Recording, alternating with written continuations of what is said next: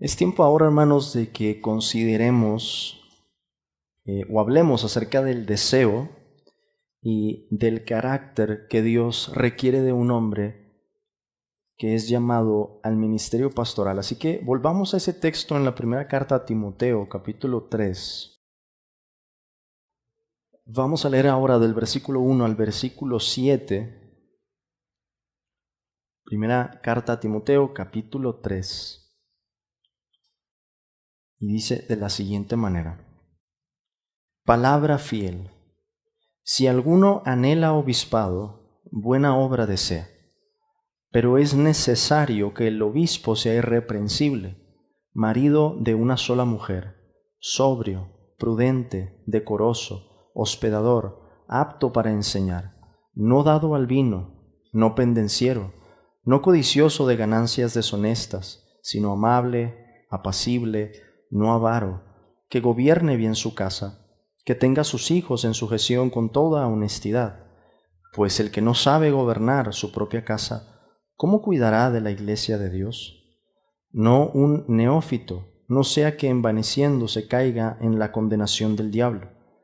También es necesario que tenga buen testimonio de los de afuera, para que no caiga en descrédito y en lazo del diablo. Oremos, hermanos. Padre, te damos gracias porque tu voluntad revelada es clara, tu voluntad revelada nos muestra tu justicia, nos habla acerca de tu carácter, Señor, y de cómo tú quieres ministros que sean santos. Padre, yo te ruego que tú obres en esta iglesia y levantes a esos hombres que sean conforme a tu corazón, que tú los uses, Señor, poderosamente para pastorear esta iglesia local. Y te ruego que en las diferentes, Señor, iglesias cristianas que tú nos permites conocer, te rogamos, Padre, que tú levantes también allí obreros. Sabemos que la mies es mucha, que hay muchas personas que no han escuchado de tu palabra y tú nos has prometido una gran cosecha. Envía, Señor, a esos labradores, a esos obreros, a tu mies, Padre. Deseamos ver a las naciones reunidas, alcanzadas ya finalmente por tu evangelio, Señor, y a una voz adorarte todos juntos, personas de todo pueblo, lengua, tribu y nación. Sabemos que eso es lo que te has propuesto. Ayúdanos, Señor, a que en las iglesias en las que estamos podamos servir, aunque sea un poquito, Señor, a esa causa. Te lo pido en el nombre de Jesús. Amén.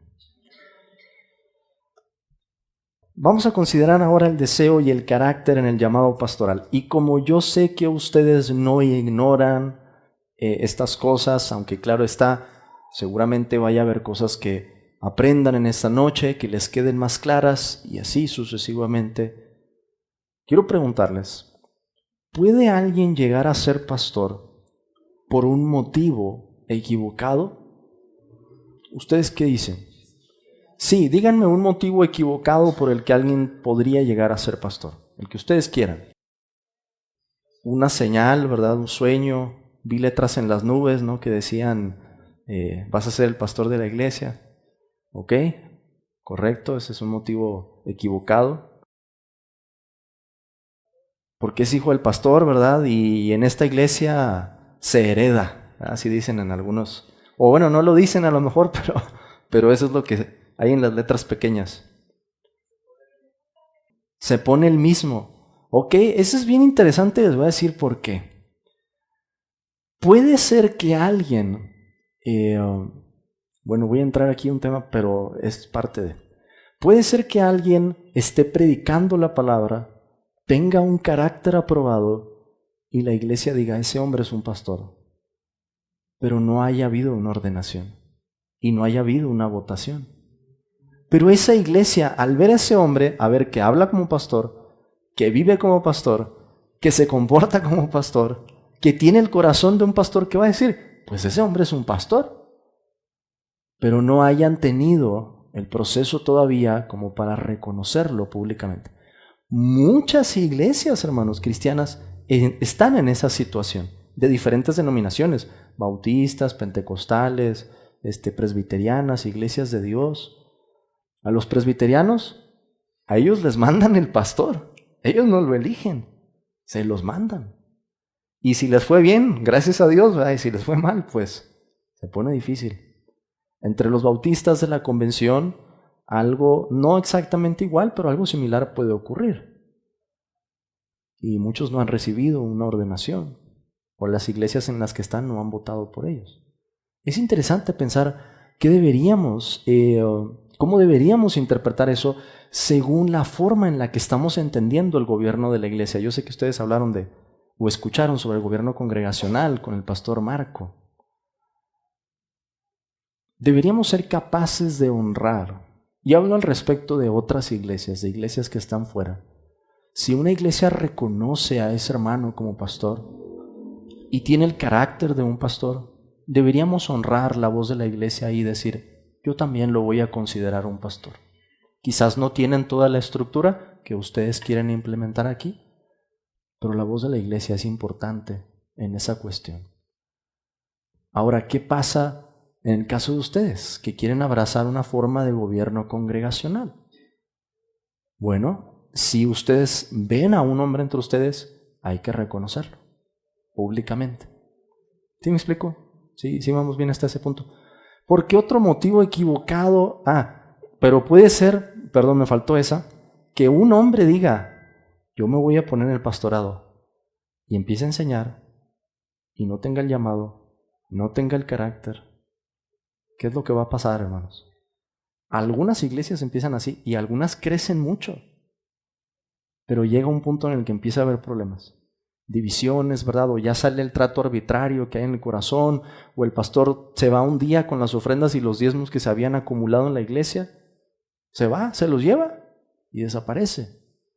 Es un gran peligro. ¿Qué otro motivo equivocado para llegar a ser pastor podría haber, hermano? Quiere que lo reconozcan, ¿verdad? Le gusta el aplauso. Dice, qué bonito pararse delante de la gente y que a uno lo aprecien. Ese sería un motivo equivocado, Alex. Por ignorar las escrituras, a lo mejor puede ser que ignore la responsabilidad, puede ser que ignore cuál es el carácter de ese hombre para el ministerio. ¿Otra más? ¿Les gusta el dinero? Eso también pasa y la escritura es bien clara para hablar de eso. Fíjense lo que dice el apóstol Pedro, hermanos, en su primera carta. Vamos allí, antes de seguir con nuestro pasaje en Timoteo. Primera de Pedro, capítulo 5, versículo 2. Fíjense lo que dice. Primera Pedro 5:2. Este es uno de los textos importantes para hablar sobre los motivos en el pastorado. Apacentad la grey de Dios que está entre vosotros, cuidando de ella, no por fuerza, sino voluntariamente. Yo ya había mencionado algo acerca de la obligación. Un hombre no puede estar en el ministerio solamente por un sentido de obligación. Tiene que hacerlo voluntariamente, si quiere hacerlo alegremente, que es como hay que hacerlo. No por ganancia deshonesta, sino con ánimo pronto. O sea, lo que debe de mover a un pastor dentro del oficio no es, yo ya vivo de esto, entonces no puedo hacer otra cosa. ¿Qué voy a hacer si me salgo de aquí? Ese no puede ser el motivo. Tiene que haber un ánimo resuelto a decir, Señor, yo confío en que tú vas a proveer de una u otra manera. Si mandaste los cuervos para Elías, Señor, yo sé que si eso fuera necesario, si fueran drásticas las circunstancias, harías conmigo lo mismo. Pero ese ciertamente es un motivo incorrecto y en muchos casos es común. Hay diferentes motivos, hermanos, incorrectos. Ahora pregunto, eso acerca del motivo, ¿verdad? Estamos hablando ahí del deseo. Pero pensando en el carácter, ¿puede llegar alguien al pastorado sin el carácter que se requiere? Qué buena distinción, hermano. No debería, ¿verdad? Pero yo estoy preguntando si puede. Sí, puede que ocurra, puede que pase eso. Y sabemos que pasa seguido, pero no es lo que debería ocurrir. Y para evitar eso, otra vez, hay que seguir lo que tenemos en las Escrituras. Ahora, ¿qué pasa si ese hombre tiene el carácter, tiene el deseo, pero su esposa no? ¿Se habían puesto a pensar en eso? ¿Qué tal es, hermanos? ¿Qué hacemos ahí? ¿Qué podríamos hacer? Como para intentar abordar, ¿verdad?, preliminarmente esa cuestión. ¿Por qué deberíamos empezar al oír algo así? Vamos a suponer, tenemos un hombre que dice, yo deseo ser pastor. La iglesia dice, tienes el carácter para ser pastor. Es más, tienes los dones también. Pero la esposa dice, me niego rotundamente. ¿Qué sería lo primero que haríamos, hermanos? Bueno, hay que poner una oración, definitivamente. Empezamos por ahí. ¿Qué más haríamos? Hablar con la esposa. ¿Y qué vamos a hacer al hablar? Vamos a preguntar, ¿cuál es la razón o el motivo por el que tú te niegas a que tu esposo sea pastor? Y la respuesta va a ser muy reveladora. Si es por un motivo de carácter, eso inmediatamente va a encender alertas en nosotros. Porque vamos a decir, quizá hay algo que ella ve que nosotros no hemos visto en este hombre. Eso es muy importante. Quizás no es esa la razón. A lo mejor dice, vamos a sufrir. Exacto. Si esa fuera la razón, eso nos diría, causaría un alivio, ¿verdad? Porque digamos, bueno, este hombre no nos está escondiendo algo. Pero ese tipo de temor se puede tratar también con las Escrituras. Hay cosas que podemos decir con la Biblia para abordar al corazón de esa hermana y explicarle y traer confianza. Hay maneras de abordar esa situación. Al contrario de si saliera algo escondido dentro de su vida que ocasionaría que nosotros dejemos de considerar a esa persona. A lo mejor algún pecado escondido, ¿verdad? Algo que nadie sabe más que su esposa, y es algo que descalifica a ese hombre.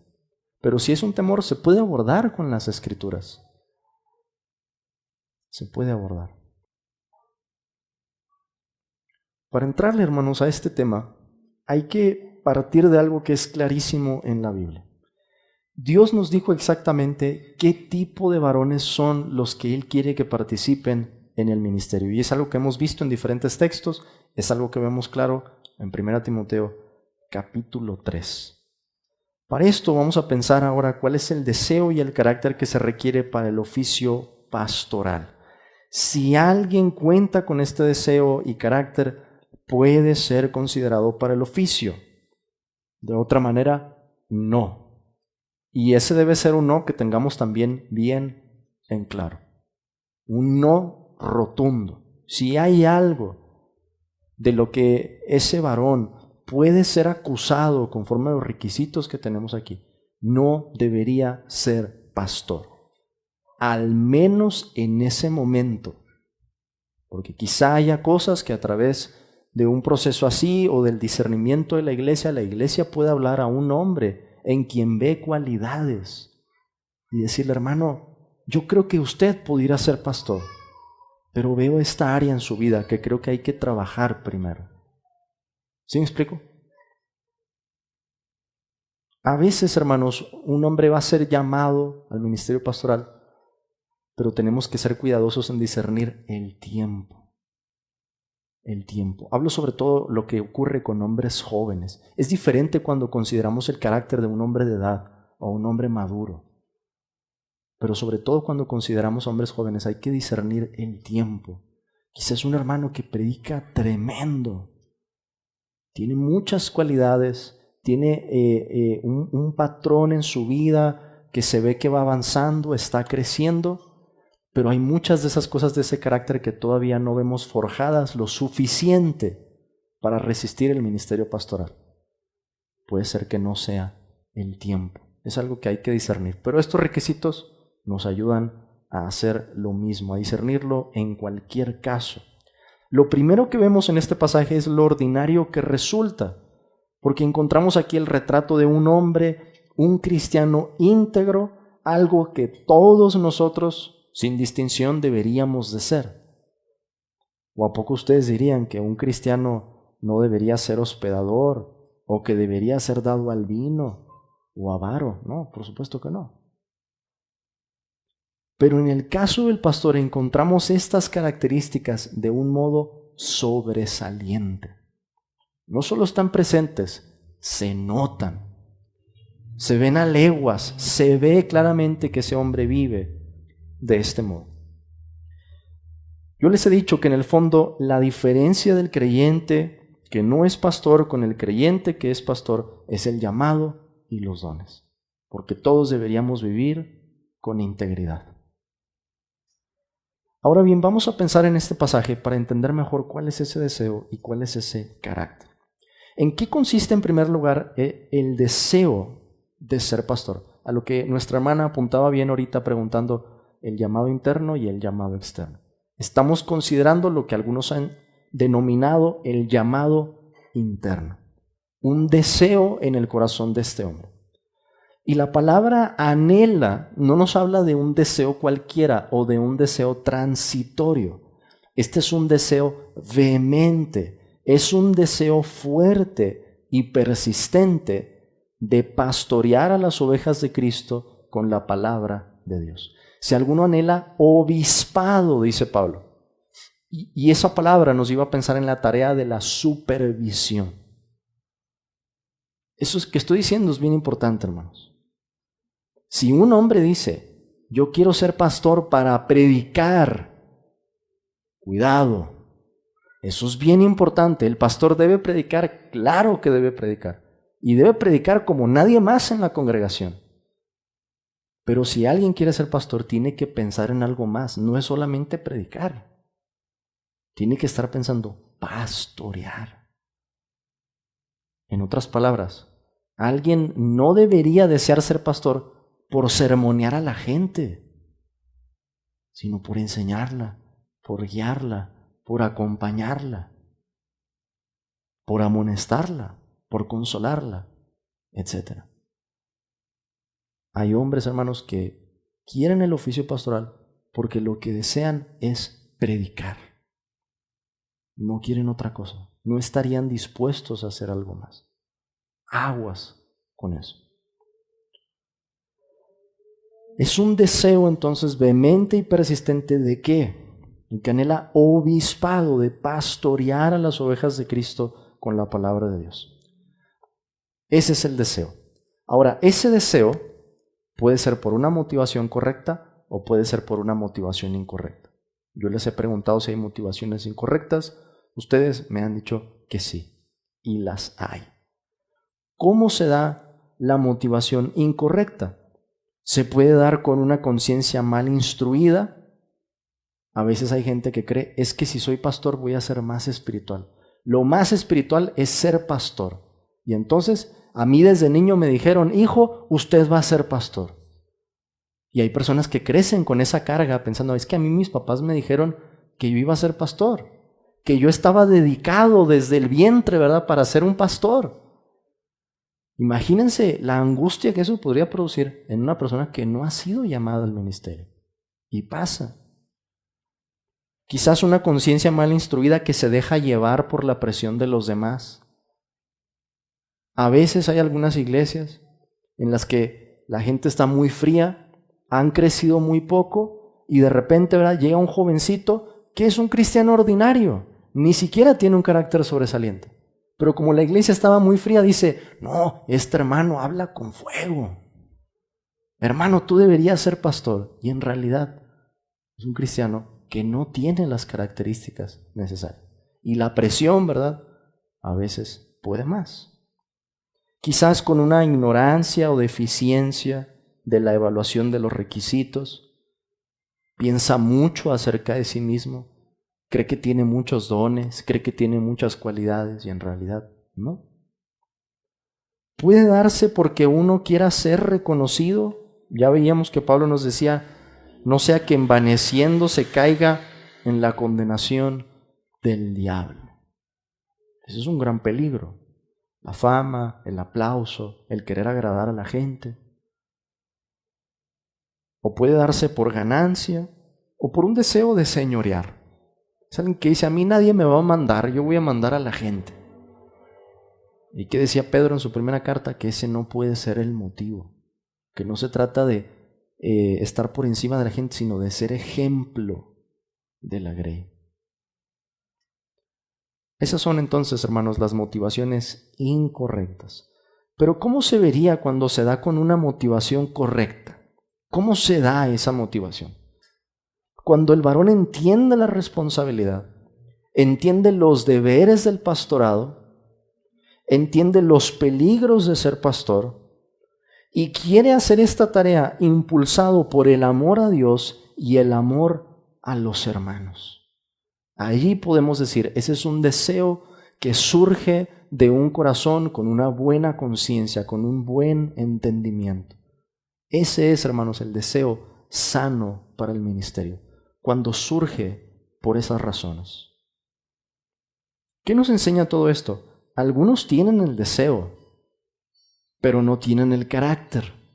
No deberían ser pastores. Repito, al menos no en ese momento. Algunos tienen el carácter, pero no el deseo. Y yo les decía, esto es algo que hay que considerar. Y es algo que como iglesia ustedes pueden hacer. Hermano, ¿pero por qué no quieres?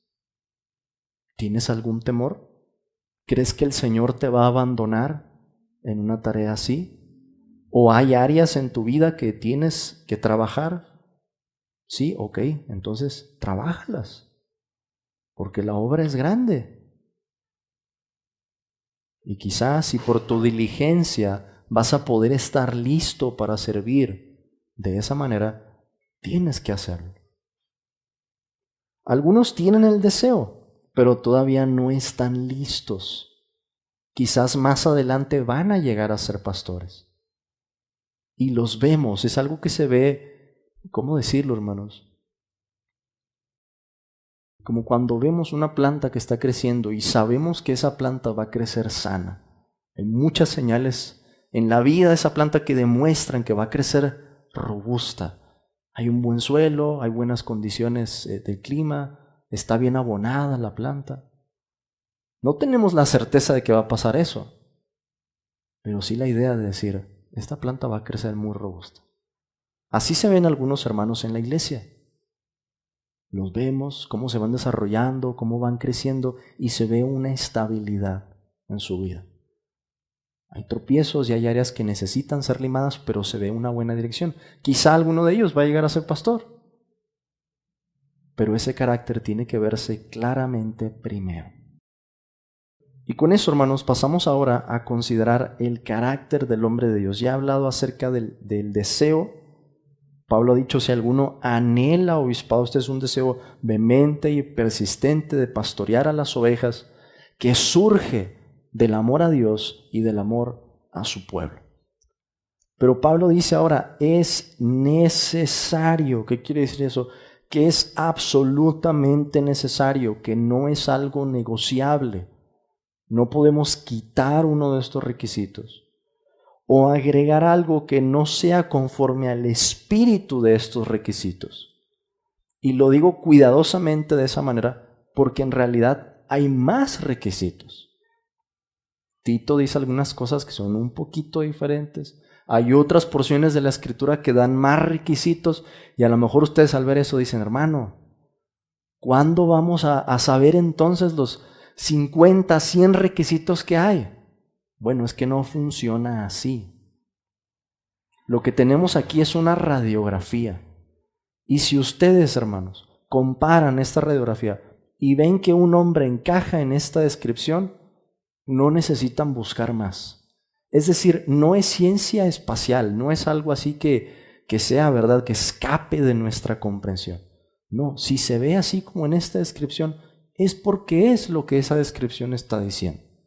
Es un hombre que está listo para el ministerio. Si está ese deseo y están esas características. Pablo nos da aquí afirmaciones y negaciones. Afirmaciones y negaciones. En primer lugar, en las afirmaciones dice irreprensible. Irreprensible. ¿Qué significa eso? Es un hombre, hermanos, al que yo no le puedo poner un pero para el ministerio pastoral. ¿A qué me refiero con eso? Hay personas de las que diríamos, este hombre tiene un muy buen carácter, pero no es un hombre paciente.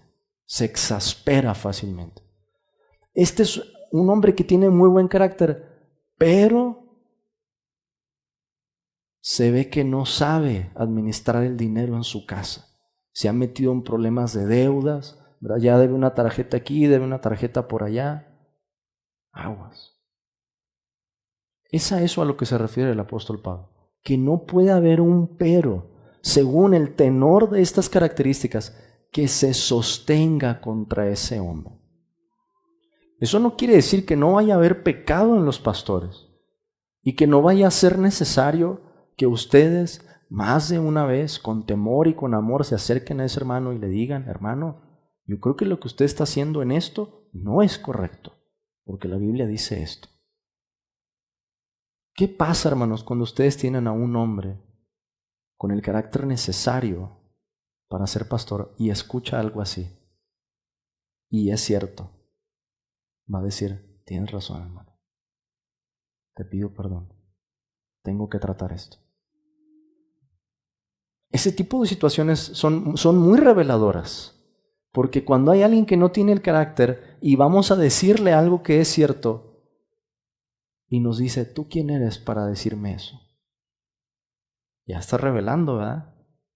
¿Qué tipo de carácter tiene? Un hombre irreprensible, entonces, es un hombre al que no le podemos hacer una acusación que prevalezca por algún patrón inconsistente en su carácter. No quiere decir, ¿verdad?, que si el pastor tiene bebés, los bebés del pastor no van a gritar como los otros niños. Hay personas que piensan eso, o actúan como si el pastor tuviera que ser un hombre completamente diferente, con una familia completamente diferente. No, tiene que ser un hombre íntegro. Y si su familia comete una falta, tiene que decírselo y amonestarlos amorosamente, y guiarlos y enseñarlos. Pablo a continuación menciona varias otras afirmaciones. Dice: marido de una sola mujer. Me voy a detener más en algunas y en otras menos. Marido de una sola mujer. ¿Qué nos dice eso? Tiene que ser un hombre fiel a su esposa. No puede haber ninguna acusación que prevalezca contra un hombre que quiere estar en el ministerio que tenga que ver con un pecado de esta naturaleza. Es muy peligroso. ¿Por qué? Porque el pastor se va a exponer a situaciones en las que, si es tentado en esta área, o si hay algo en su vida que no está en orden en cuanto a esta área, puede terminar en un pecado mayor. Porque ¿cómo llega la gente a la iglesia? La gente a las iglesias llega vulnerable, a veces triste. Normalmente llegan más mujeres que hombres a visitar. Y si un pastor o un hombre no tiene lo que se requiere en esta área, aguas, es muy peligroso. El apóstol Pedro dice en su segunda carta que una característica de los falsos maestros es que tienen los ojos llenos de adulterio. Y vean lo que pasó con este hombre de la luz del mundo. Encaja perfectamente en esa descripción. Y pasa en muchos lugares y a veces en muy buenas iglesias. Necesitamos ser cuidadosos. Tiene que ser un hombre fiel. El amor para con su esposa tiene que ser sobresaliente. Un ejemplo que lo veamos y digamos: este hombre ama a su mujer. Alex, ¿quieres preguntar algo a eso?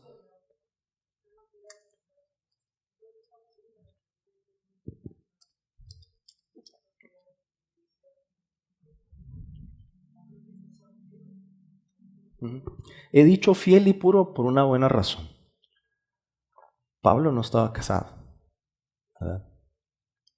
Él nos dice en 1 Corintios 9 que él también tenía el derecho de tener a una hermana por mujer, pero él había renunciado a ese derecho. ¿Puede haber pastores que no sean casados? Yo creo que sí. ¿Puede haber pastores que no sean casados por un tiempo? También puede ser que después se case.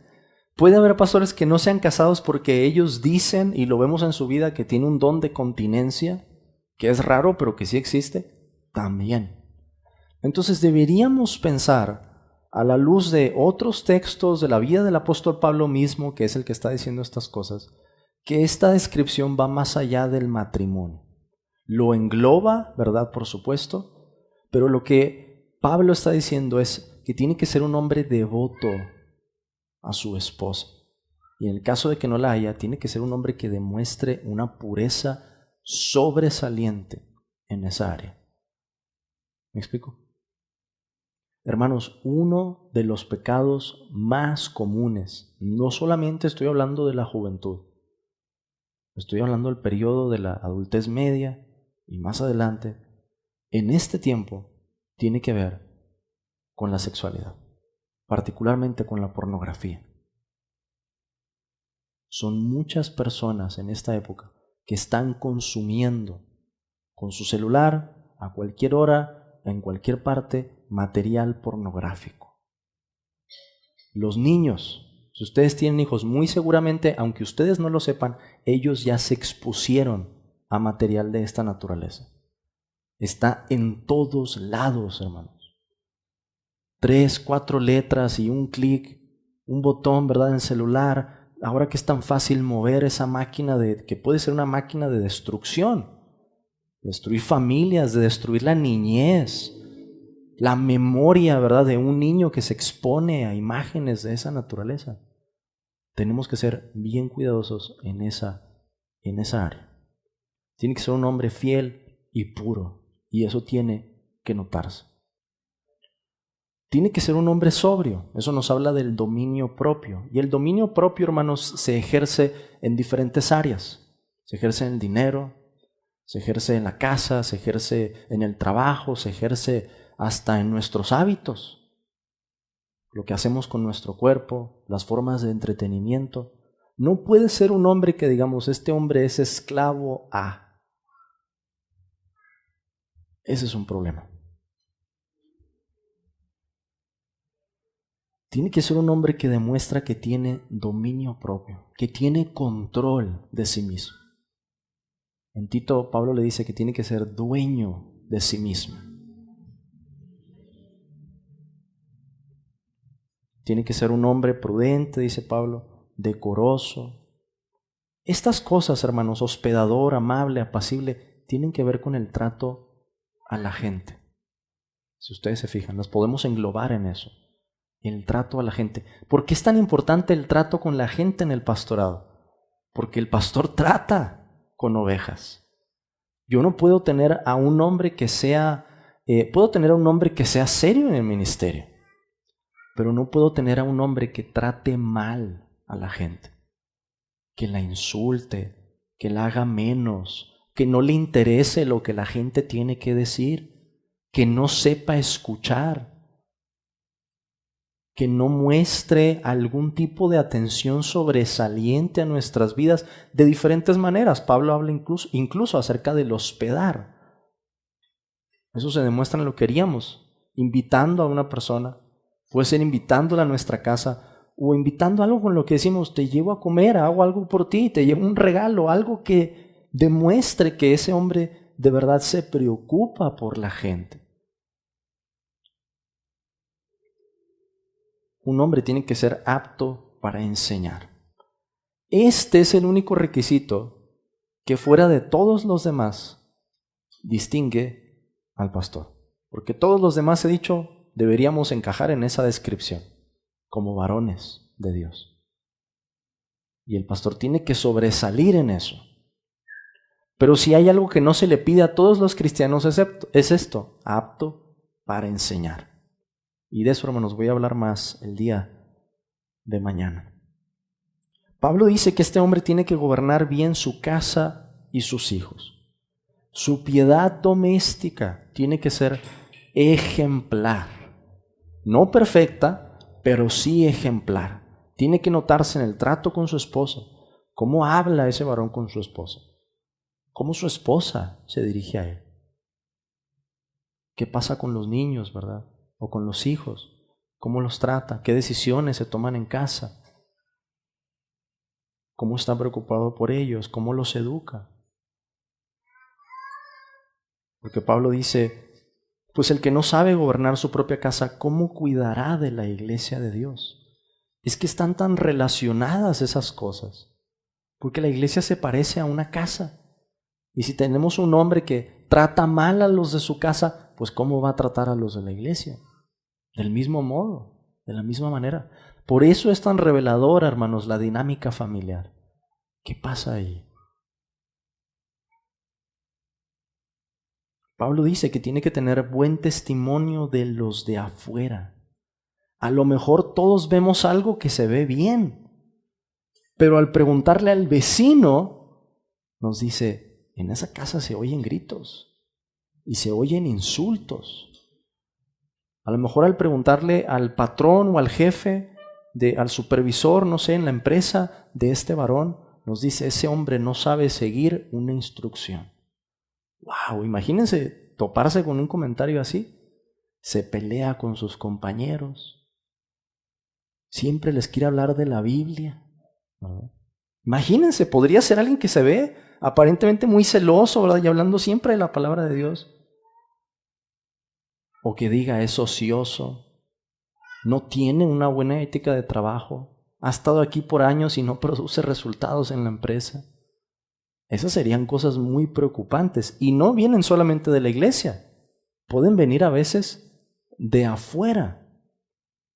¿Por qué es importante el testimonio de los de afuera? Porque también nos dice lo que otros están viendo. Pablo dice, para que no caiga en descrédito y en lazo del diablo.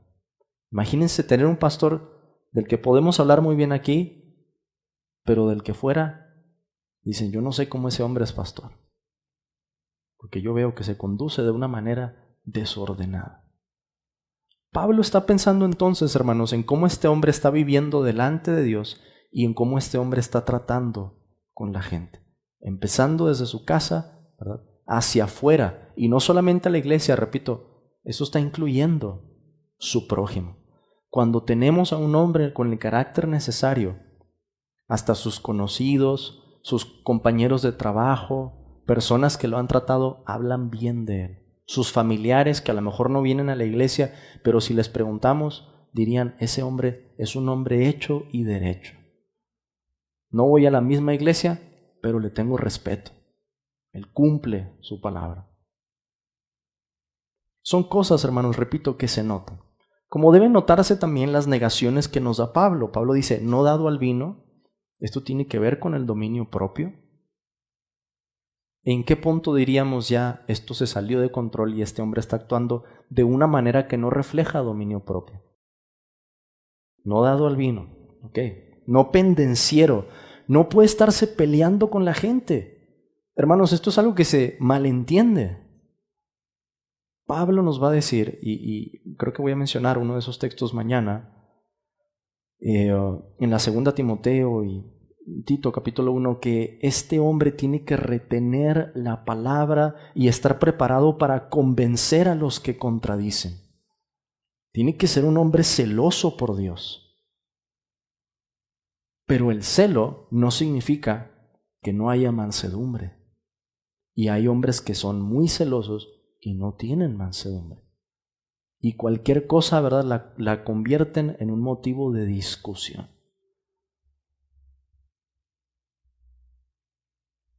No pendenciero. Imagínense tener un pastor que desde el púlpito está creando pleitos en la iglesia. Un error común es que el pastor empieza a ventilar la vida de la gente con un deseo de venganza. Dice, a mí me hicieron, ahorita voy a decir 3, 4 comentarios con los que todos van a saber a quién me estoy refiriendo. Una cosa es decirlo desde la palabra y que le quede al saco a alguien que esté aquí. Eso es una cosa. Y eso Dios lo aplica y no podemos negarlo. Estamos sentados y decimos, ay, esa era para mí. Punto. Hay que decir amén o ouch, pero aceptarlo. Pero si tenemos a un hombre pendenciero, ¿qué va a hacer? Cuando sienta que le hayan hecho, lo va a soltar desde ahí, va a tirar golpes a la gente. Dicho metafóricamente. Digo, porque si un pastor se agarra golpes a la gente, deberíamos expulsarlo de inmediato. No codicioso de ganancias deshonestas. Esto también tiene que ver con el dominio propio. Esto tiene que ver con los motivos de los que hablamos. No puede ser por ganancia. la simonía, ¿verdad? Del pecado de Simón el mago.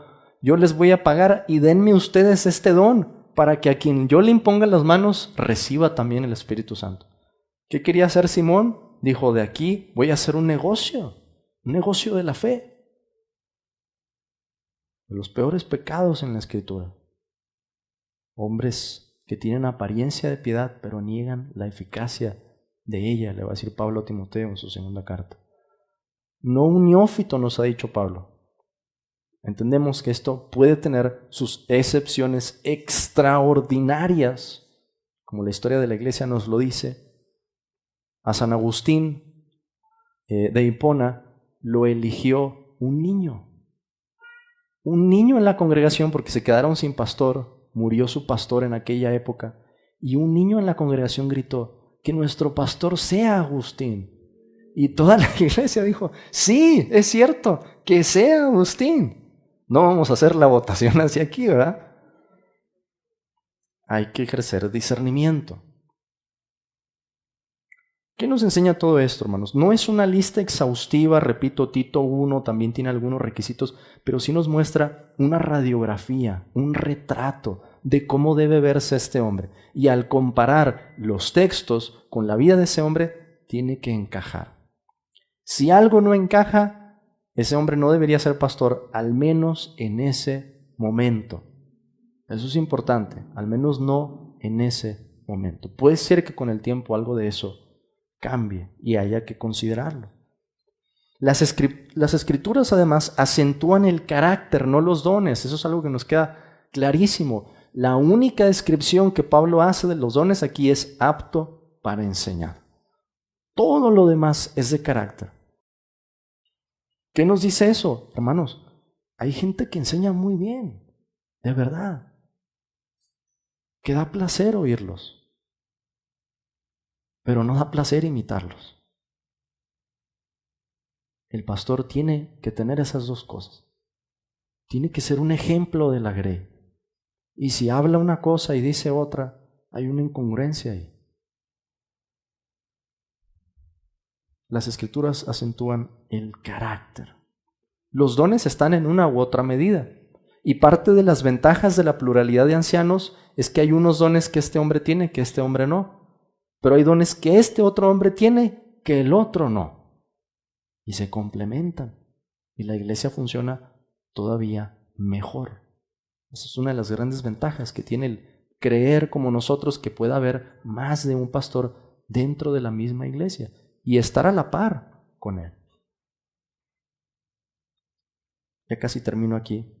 Ninguna de estas características estará en su forma perfecta, pero sí presentes de forma genuina, sobresaliente, equilibrada y probada. Genuina, sobresaliente, equilibrada y probada. Me voy a detener muy brevemente en eso. Genuinamente, ¿qué quiere decir eso? No puede ser alguien que tenga una vida secreta. Vive de una manera en la iglesia, vive de otra manera afuera. No. Tiene que notarse que esto es algo sincero, que es algo verdadero. Tiene que ser sobresaliente. No es que el pastor sea un superhombre, pero cuando lo volteamos a ver y nos volteamos a ver entre nosotros, decimos, ese hombre sí destaca entre nosotros, por su piedad, por la forma en la que vive, por su fe, por su amor. Está por encima de nosotros, en ese sentido. Y eso es importante porque ¿a dónde va a llevar el maestro a sus discípulos? Hasta la estatura que él tenga. Si tenemos a un hombre, ¿verdad? Con más todavía, ¿qué va a pasar? Va a llevar a la iglesia a más y más. Tiene que estar presente de forma equilibrada. Repito, estas cosas tienen que estar en su conjunto. No podemos decir es un hombre que es muy amable, es muy apacible, pero tiene problemas con el dinero. No. O viceversa, no podemos decir es un hombre que administra también su dinero, que yo me pregunto si estaría dispuesto a ayudar a alguien económicamente. No puede ser eso, tiene que ser alguien que demuestre, hermanos, que siga el ejemplo de Cristo, que sea generoso. Y tiene que estar de forma probada. hemos visto a este hombre con el tiempo. Ha tenido oportunidades para enseñar. Ha hablado con ustedes. Ustedes le han hecho preguntas difíciles. Hermano, ¿usted qué diría si yo le dijera que me parece que es un hombre muy orgulloso? No la vayan a intentar, piensen en otra pregunta. Pero les aseguro que un hombre con el carácter necesario no va a responder enojado a esa pregunta. A lo mejor se lo va a preguntar, va a decir, ¿por qué lo cree, hermano? ¿Por qué lo cree? ¿No? Y se va a notar, ¿verdad?, de lo que está hecho. Pero si es un hombre que dice o contesta, ¿verdad?, de una manera en la que vemos inadecuada o se enoja, ¿verdad? O como les dije, dice, ¿y tú quién eres para decirme eso? Ahí hay un problema. Tiene que ser un carácter probado. Vemos a ese hombre, vemos que ha tenido dificultades, a lo mejor tuvo problemas de salud, a lo mejor dificultades en la familia, a lo mejor dificultades en el trabajo, y responde bien, se dobla, ¿verdad? Sufre, se humilla, pide oración en la iglesia, pero lo vemos respondiendo bien, con entereza, con madurez, abordando los problemas, hablando con la gente.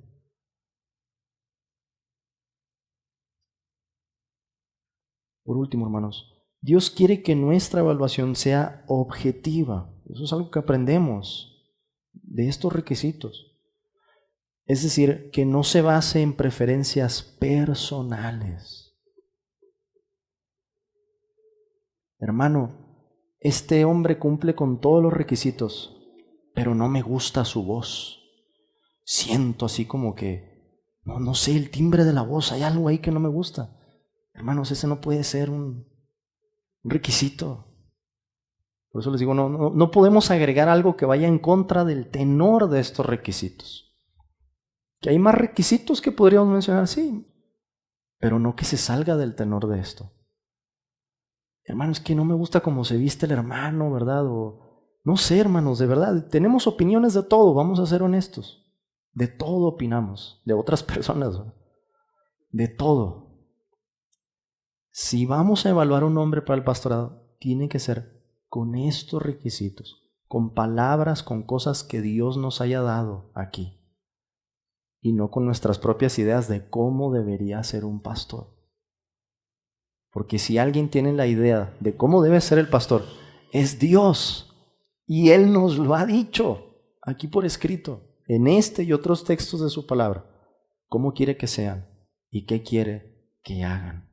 Eso está claro en la Biblia. Y si lo tenemos claro nosotros, hermanos, como les digo, con oración y con una actitud de cuidado, no podremos equivocarnos. Y aún si pasara, vamos a pensar en esto, este supuesto, aún si pasara que después de escoger a ese hombre, en el tiempo ese hombre cayera y fuera descalificado, si ustedes siguieron los requisitos y lo hicieron con oración y con cuidado, va a haber sido algo agradable a Dios.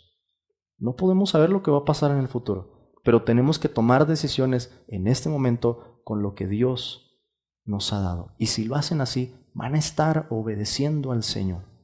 Van a estar siguiendo el camino que Él ha trazado para las iglesias locales. Y en eso hay bendición. Amén.